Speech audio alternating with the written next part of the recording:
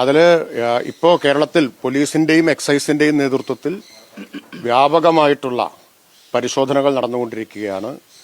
ഈ മയക്കുമരുന്ന് കണ്ണികൾ തകർക്കുന്നതിനും ഈ ശക്തികളെ അടിച്ചമർത്തുന്നതിനും വേണ്ടിയിട്ടുള്ള ശക്തമായിട്ടുള്ള പ്രവർത്തനങ്ങളാണ് പോലീസും എക്സൈസും ഏകോപിതമായ രീതിയിൽ നടത്തുന്നത്.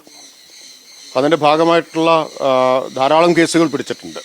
കഴിഞ്ഞ കുറച്ച് ദിവസത്തിനിടയിൽ ധാരാളം കേസുകൾ പിടിച്ചിട്ടുണ്ട്. ധാരാളം മയക്കുമരുന്ന് കണ്ടെടുത്തിട്ടുണ്ട്. അനേകം പ്രതികളെ അറസ്റ്റ് ചെയ്തിട്ടുണ്ട്. അതിന്റെ വിവരങ്ങൾ അപ്പോൾ തന്നെ മാധ്യമങ്ങൾക്ക് നൽകുന്നുമുണ്ട്. അപ്പം അതിന്റെ ഭാഗമായിട്ടാണ് ഈ സംഭവം ഇപ്പോൾ ഉണ്ടായിട്ടുള്ളത്.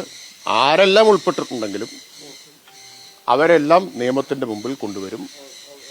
ഒരു ദയാദാക്ഷിണ്യവും അക്കാര്യത്തിൽ ഉണ്ടാവില്ല. വിഷയത്തിലെ KSU ജാഗരൺ മാർച്ച് നടത്തുന്നു, SFI ആണെങ്കിൽ വലിയ ലഹരി വിരുദ്ധ ക്യാമ്പയിൻ നടത്തുന്നു. ഇന്ന് SFIയുടെ സംസ്ഥാന സെക്രട്ടറി സഞ്ജീവ് അടക്കം പറഞ്ഞ ശക്തമായ നടപടി വേണമെന്നാണ്. പക്ഷേ ഇത് താഴെ തട്ടിലേക്ക് എത്തുന്നില്ല എന്നുള്ളൊരു പ്രശ്നമുണ്ട്. അങ്ങനെയല്ല, ഇത് ഓരോ സംഘടനയും നടത്തുന്ന പ്രവർത്തനങ്ങൾ, ആ പ്രവർത്തനങ്ങൾ കൊണ്ടുകൂടിയാണ് കേരളത്തിന് ഇതിനെ ചെറുത്തു നിൽക്കാൻ കഴിയുന്നത്.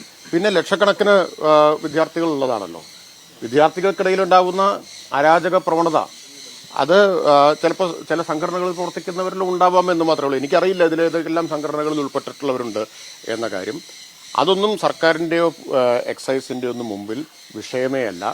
ഏത് സംഘടനയിലെങ്കിലും ഉൾപ്പെട്ടിട്ടുള്ളവരുണ്ടോ, ഏതെങ്കിലും കൊടി പിടിച്ചിട്ടുള്ളവരുണ്ടോ എന്നതൊന്നും വിഷയമല്ല.